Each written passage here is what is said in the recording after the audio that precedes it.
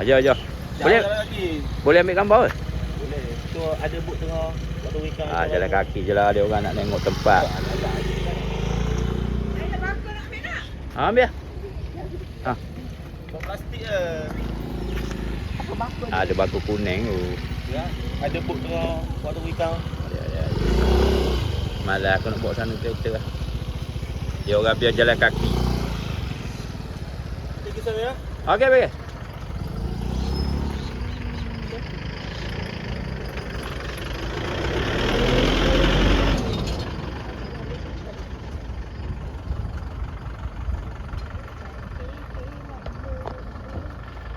Kita boleh masuk tu sana.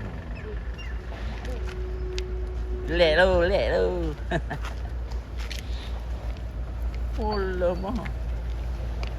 Tengok dia jantan. Ayah, kenapa? I tahu tak ayah punya handphone kan? Casing sama dengan baju, handphone sama dengan seluar. Handphone hijau. Lu baju ni ketat ni selalu order. Ayah tergemuk. Pakai selalu. Tapi okey je lah. Oh, ini baju orang mancing udang ni. Ada baju gambar ikan beli.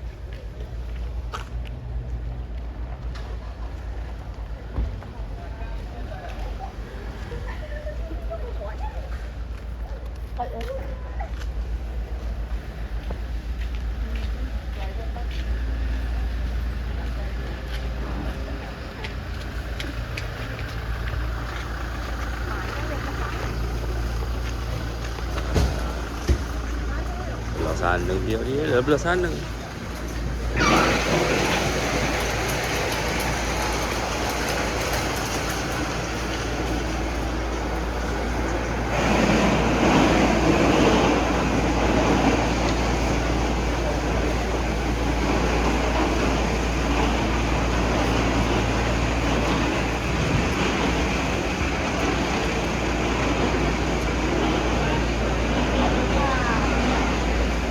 Jaga licin ni.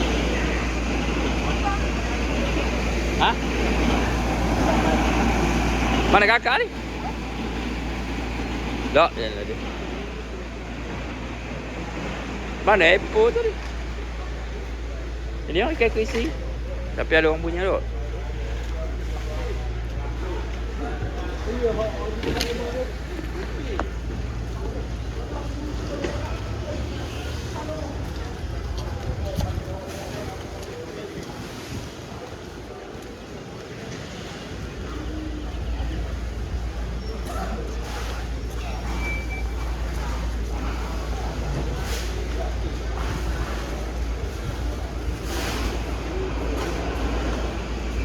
Ôi, đứng ra đó rồi.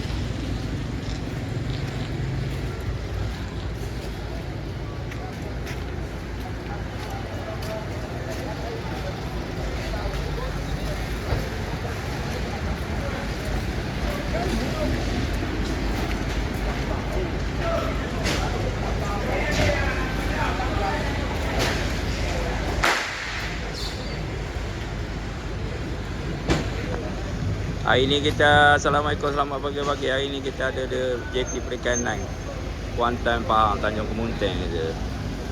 Kemunteng. Cari-cari ikan.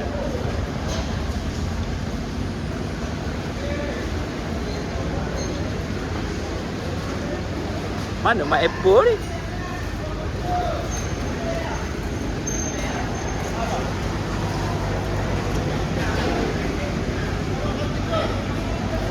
Go!